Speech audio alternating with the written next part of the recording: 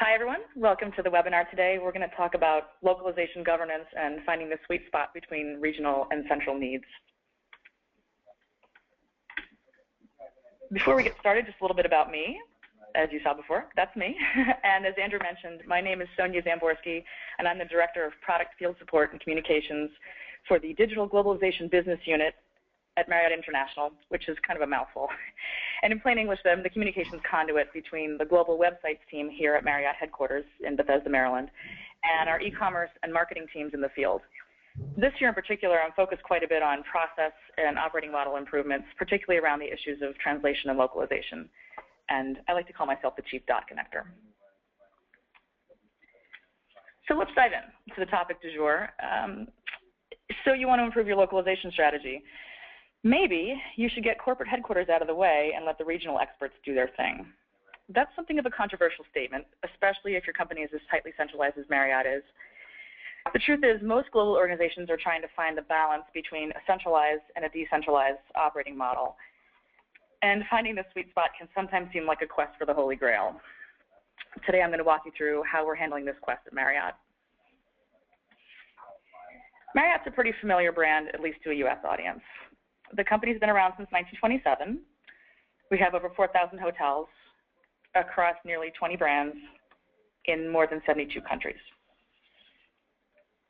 In the digital space, we are the 9th largest e-commerce site. And if you look at Marriott.com and across our 10 in-language global sites, we average about 30 million visits a month. Content flows into these sites from distributed authors around the world and comes from a diverse group of stakeholders, including all 4,000 properties, 3 of our international customer care centers, including Omaha, Cork, and Guangzhou, field marketing organizations in 4 regions, and of course, the big team right here at corporate headquarters. Our first set of global sites back in the day were individual one-offs with little or no functionality. Each page was updated manually, translation was done by multiple vendors with no consistent style guide, and the individual sites were really no more than brochureware that drove users to Marriott.com to make a booking in English. It was decentralized, it was messy, and it was expensive. And around 2005, we realized it was time to evolve. So moving to a truly global system required piecing together multiple legacy systems, some of which weren't even meant to be customer-facing, much less multilingual. For example, if you consider the system to manage our property content, we've got the 4,000 hotels submitting updates to nearly 25 pages of content, sometimes on a daily basis, and it needs to be updated in 7 languages besides English. And that's just one example of one type of content. We also have reservations, content, marketing, group sales, mobile, and other bits and pieces that come together to form an interdependent and often fragile ecosystem, and again, one that really wasn't architected for the likes of double byte or triple byte characters. So to support this ecosystem and layer in the need to generate content in multiple languages, we built a system that connects our central content repositories with our translation vendor. Content is entered in English, translated and returned via mediator, and the changes show up in language on roughly a 2-day turnaround. The same process is repeated for other content types. It's not just for property content. There's many systems that feed into this. And as content gets translated, it's fed into translation memory and the term manager, so we can leverage it again in the future and not have to pay for translations over and over again. For the more high-touch content, like marketing copy that's more subjective and culturally sensitive, we have in-market reviewers who are members of our field marketing team, and they review the translated content and provide feedback. We launched our first language on this system, which was German, in 2006, and that was followed closely by Spanish, French, Chinese, and Japanese. And over 150,000 words a month flow through this highly centralized system.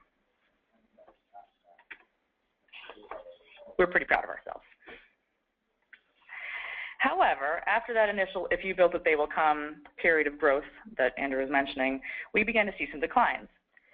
And this is because in part because we based everything on the philosophy of starting with English as the source and then translating this content equally to all languages. So this is an efficient way to handle a large volume of content, but it wasn't really giving us the degree of localization we needed to support a diverse customer base, and particularly for that more subjective marketing content.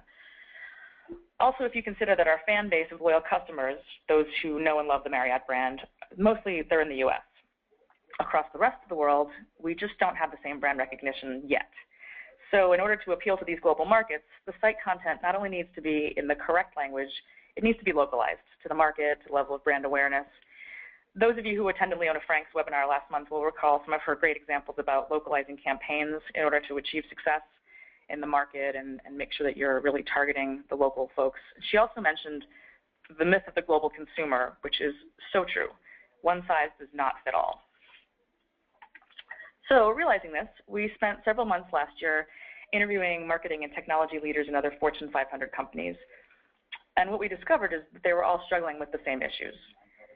Regardless of where the company started out, whether it was centralized or decentralized, they were really moving towards the center, towards this hybrid approach, towards the sweet spot in the middle.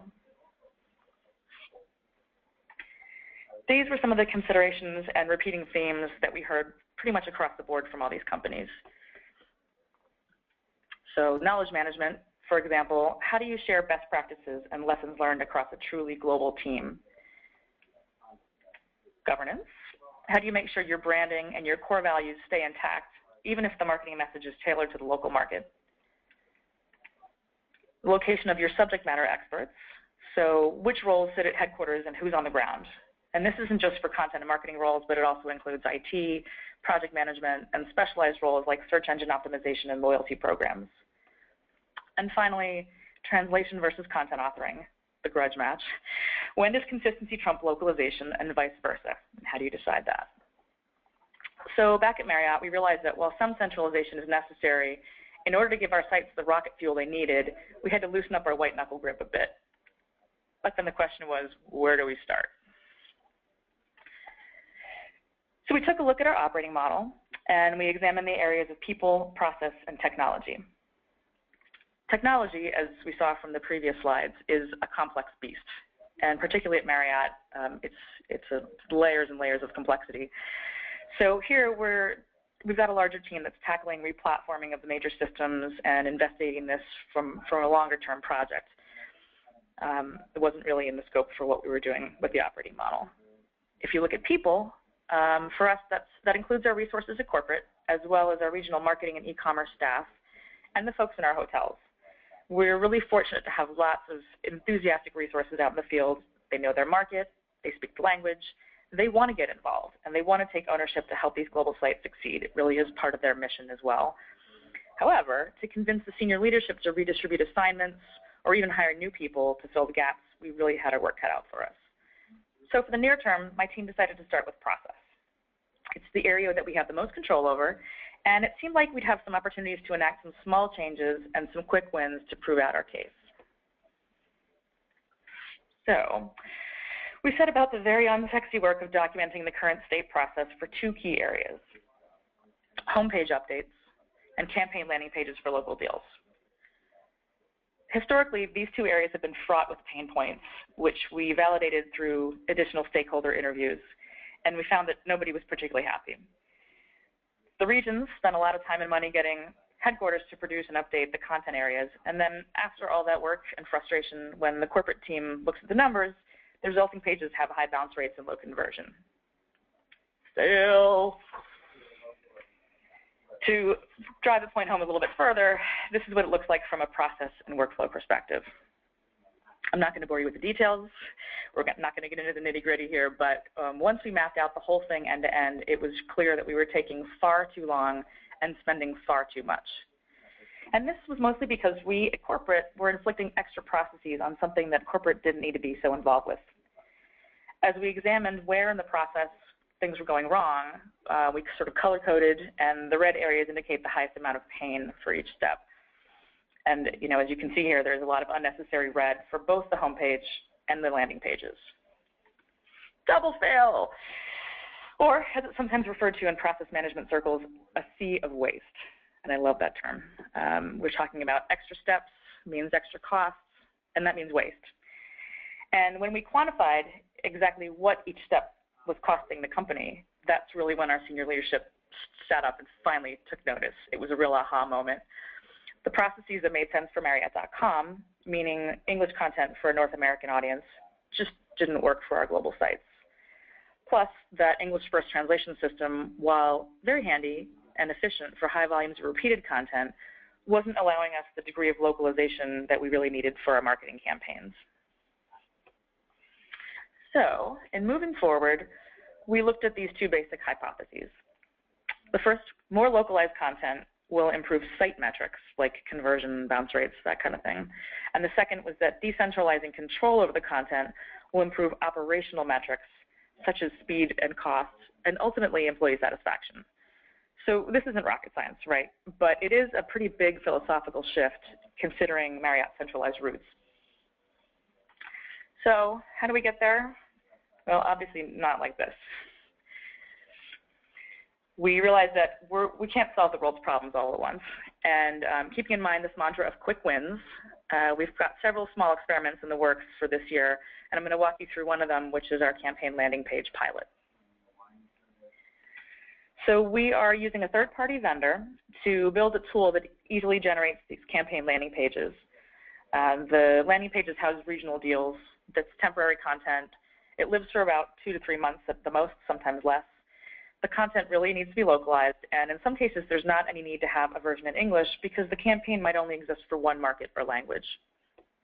So with this new tool, we are allowing the regional marketing staff to author their content directly in language. So they're not going through translations, they're writing it in Chinese or in French. They'll populate this template, which is pretty easy to put together, and whiz bang, we have a published campaign landing page. And that's all with no involvement from corporate, which they're super excited about. So we're cutting out a number of unwieldy steps in the process, and we're really letting our regional SMEs do their thing. There's a little bit of integration with some of our back-end systems, but it's pretty minimal. And this phase of the pilot, really, we're focusing on the concept of minimum viable product to just help us prove out our hypotheses. We've also identified several highly engaged regional staff who want to help with the pilot. They're excited. They can't wait to get started. And they're helping us generate the requirements as well as testing out the new templates. And then they, most importantly, have agreed to be responsible for the outcome. So this is data over opinion. And at the end of the day, the metrics will tell the story, whether the campaign is successful or not. And really, this is how we're going to get our senior leadership on board to move forward. And so in return for all that, we are providing some training on best practices for generating successful campaigns. We're not really trying to tell them how to sell to their market, because that's their area of expertise, but we're just providing some e-commerce and user experience guidelines to help them along. And we're also providing some SMEs here at headquarters as needed to do a little bit of hand-holding and help with content generation. Then I want to just reiterate that this is not corporate dictating how to, it's really as a partnership with our regions. So let's go back and see how we're doing with these themes then. In the area of knowledge management, so part of the work that we're doing is sharing best practices and standards, as I mentioned, and making sure that all of our regional folks are aware of the vast stores of information that we've amassed here. Additionally, we're going to share what we've learned on the pilot specifically in the interest of expanding this product out to other regions and other campaigns and rolling it forward from there. Under governance, we're implementing this centrally, but we're sharing it in a non-threatening way with the regions, and ultimately we're handing it off to them to take ownership. And that's, again, critical. Metrics will tell the story. Data over opinion. It's the name of the game. Looking at the location of the SMEs, we've got the right people working on the right tasks, hopefully. We'll see. The regions know their market and their language, so they're in charge of the content. And this will work with their other marketing campaigns that might be happening offline or in the region. So we at headquarters will pitch in with what we know about e-commerce and user experience, and we'll be implementing this pilot project centrally so that we can manage all the fun stuff like vendor relations and funding and all that good stuff. And then finally, translations versus content authoring, we're attempting to prove the point that it's not always necessary to start with English first. And in fact, sometimes it's faster and more appropriate to author a regional campaign directly in language. All right then. So how do you find your sweet spot? I know what you're thinking. Whoa, whoa, whoa, it's kind of personal. We just met. Hang on. However, you're right. I am not the one who's going to find your sweet spot for you. However, I can give you some food for thought. And the first step is going back to our friend, the operating model, using the lens of people, process, and technology. So here are a few questions for you to consider in no particular order. In which areas can you make the most impact in the short term? And this goes back to asking really what areas are most under your control that you can look at and get your hands around up front. Second, how can you enact some quick wins to prove your case? And ideally, these would be high impact, easily implementable, really looking for that minimum viable product, or small things, small tweaks that you can do in the short term. Third, what resources are available or missing? Who are your advocates and your weakest links? And how can you really generate that support from leadership that's going to be important in moving this forward? Fourth, if you are considering transferring some of this ownership to your regional team, how can you keep them accountable through metrics and reporting? Again, say it with me, data over opinion. This is where the rubber hits the road. And then last, and perhaps most importantly, where in the process is the greatest pain and waste? You want to quantify this as much as possible, talk to folks, get their anecdotes, but really boil it down to the numbers. How much is it costing? How much time are you wasting? Put some numbers to it, put some metrics to it, and that's really where your senior leadership is going to sit up and take notice and give you that support that you need to move forward. All right, finally, in grappling with these questions, you can take some comfort that nearly all major companies are struggling too. Many great minds are pondering the same issues, and you are in good company. And there's no right answer because nobody's figured it out yet. So where's Marriott's sweet spot? We're still figuring it out too, and I'm hoping that via these experiments that we can prove out that our sweet spot looks a little bit something like this. Centralized translations for the high volume content. Keep that efficiency in there where it's needed. In-language authoring for marketing content. Get the right folks in there to localize and make it simple and easy for them to do that. And we're really trying to engender trust from headquarters and accountability from the regions. Will it work? Check back with me later and we'll find out how it's going. And meanwhile, if anybody on this webinar has actually figured it out, here's how you can reach me, and here's my contact information. Thanks very much. Do we have any questions? Thank you very much, Sonia. Yes, we do. And the first question that I have here is about your management of your SMEs, the subject matter experts. What do you do in terms of finding them, managing them, and motivating them to review your content? That is a great question. We have, as I mentioned, lots of them, and so in some cases it's really finding and corralling their skills and their enthusiasm. And so what we did as part of our background work was to really interview and dig into how are the teams functioning in the regions as well as who do we have here. And that uncovered a lot of information about where we did have those SMEs and where we didn't. And in some cases, we're actually supplementing the SMEs in the region with some temporary contract help to get us to the next level. And again, the idea is to just start small. We're not able to hire everyone that we need. That's quite a big funding challenge. But if we can bring in a contractor, for example, to author some Chinese content and prove out the point, again, quick wins, test it out, we'll have someone come in on a short-term, part-time basis and prove out that if you really have somebody focusing on this, look at how much better the content is, look at what kind of metrics are improving as a result, and from there we move forward. So we're really trying to combine the expertise that we know that we already have and really supplement in small ways where we know that there are gaps.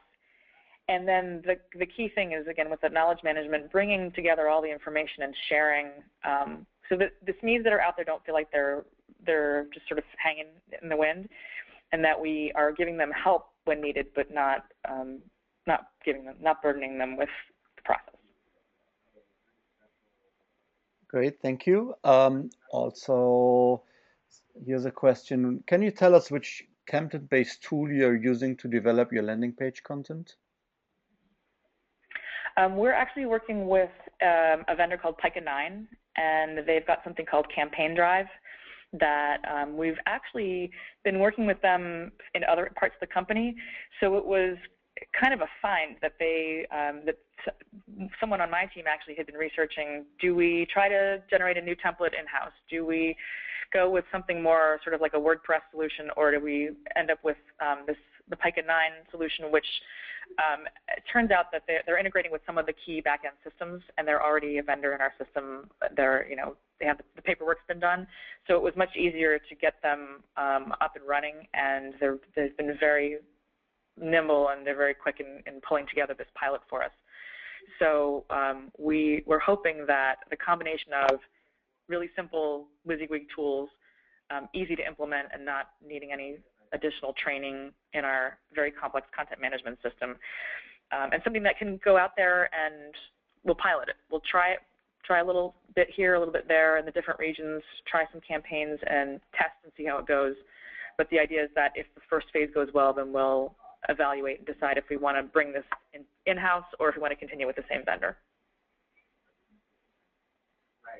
Excellent. Thank you very much. Another question here, I think that's a request for clarification, that basically your translations are not really decentralized, but rather you are decentralizing where in-language content comes from by allowing in-language creation. Is that correct? That's true. With this work, we're not changing the fundamental translation system that I showed that is very centralized, and that we have 150,000 words a month going through that. We don't want to mess with what is working, but we're layering on top of that the decentralization for specific for the campaign landing pages, and then there will be other areas of content where we're looking at where does it make sense to just author the content directly. Great, and then I guess there's a follow-up to this one. Who's finally signing off the content? The local team, the global team? And how do you ensure that even the locally produced content aligns with the global image?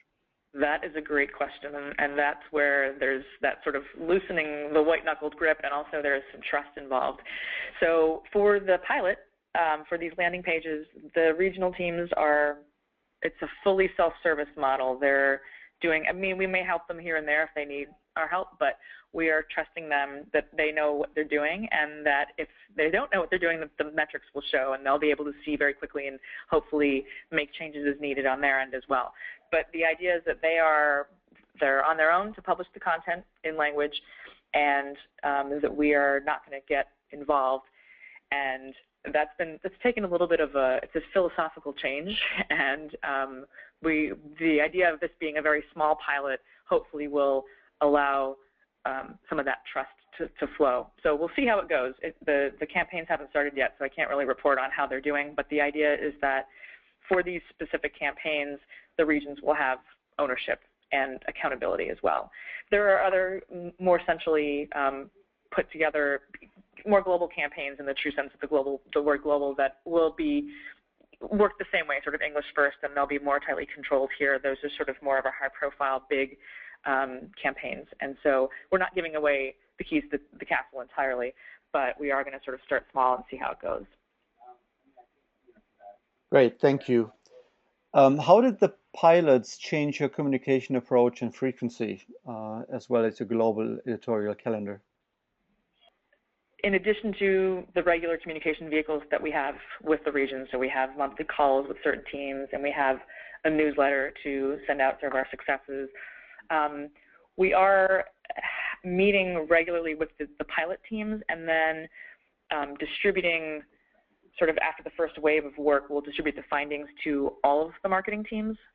So it's not so much changing the strategy as it's definitely changing the frequency, because we're a little bit more hands-on with them, with the smaller team, in the short term to see how it goes. And the idea is that once we kind of get this up and running, that we can truly back away and let them do their thing. But in this interim step where we're monitoring very closely, we're looking at the metrics with them, we're meeting with them on a regular basis, there is definitely more hand-holding in the short term.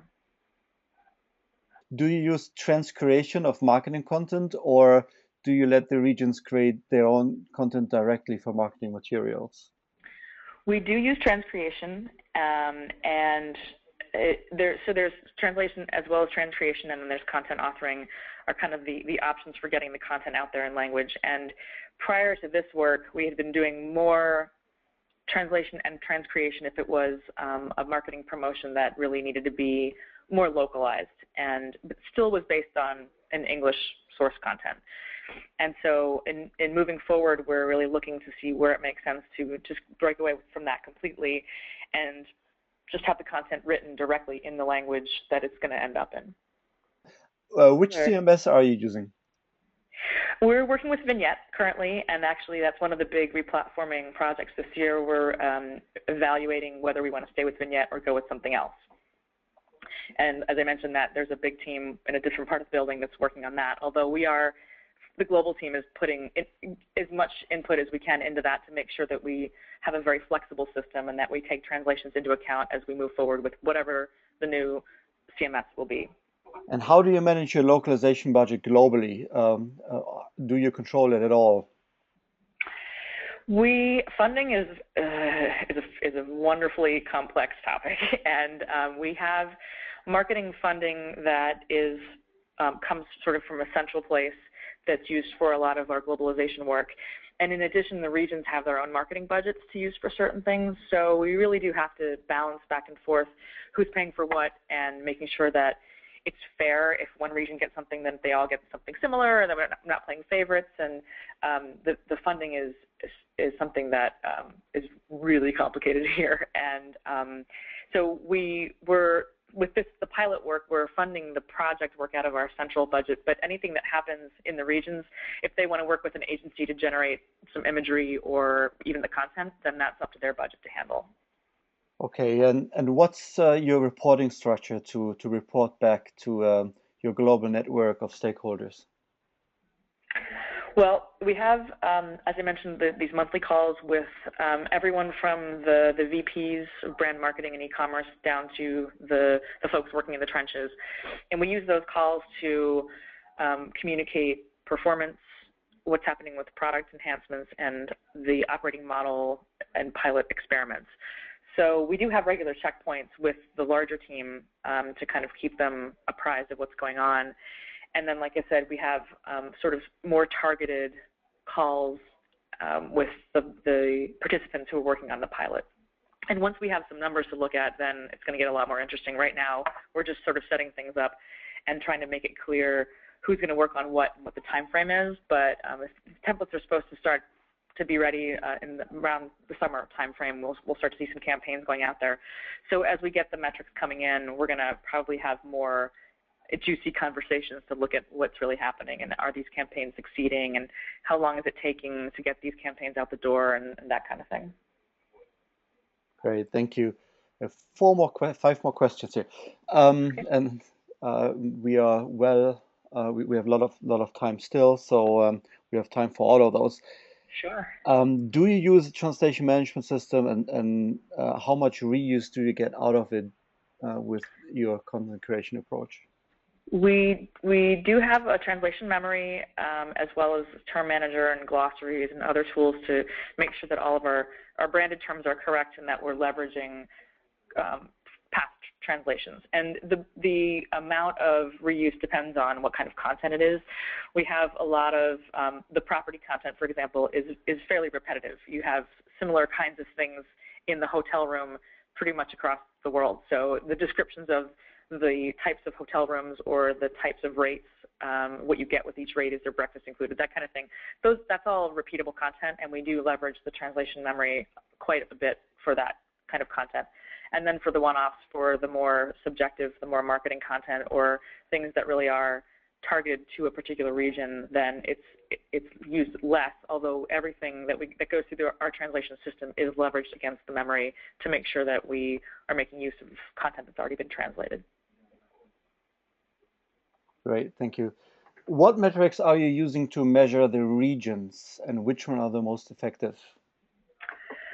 Well, at the end of the day, we're looking at conversion and bounce rates and how many rooms are booked and those kinds of metrics. There also are some secondary considerations that are a bit different for each region depending on what their continental goals are.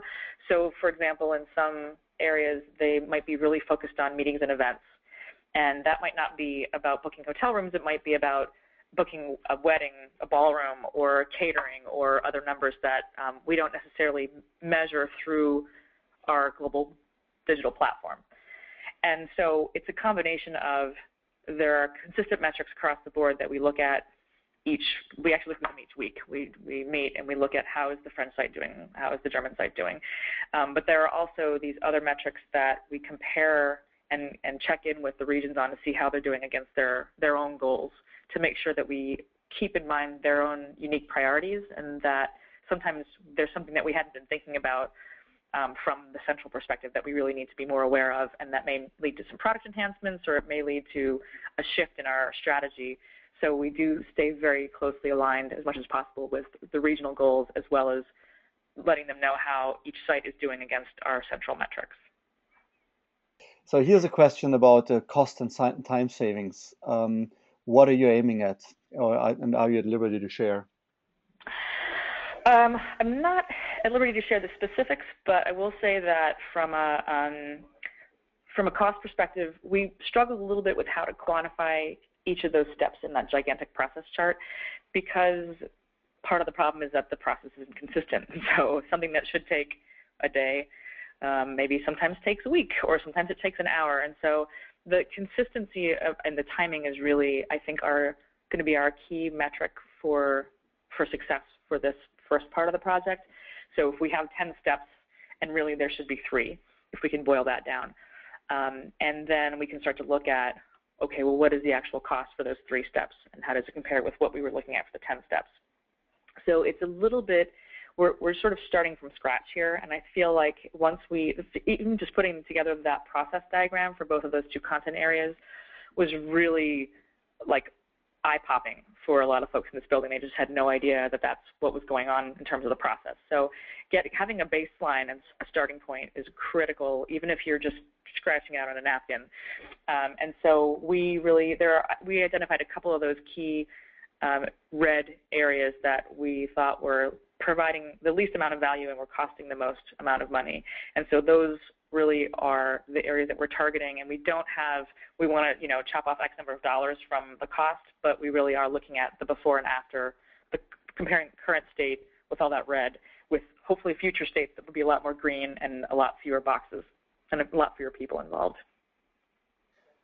Okay, great. So I have the last 2 questions here, and they're somewhat related, but I start with the first one here. Like, which factor was key to get high-level management buy-in?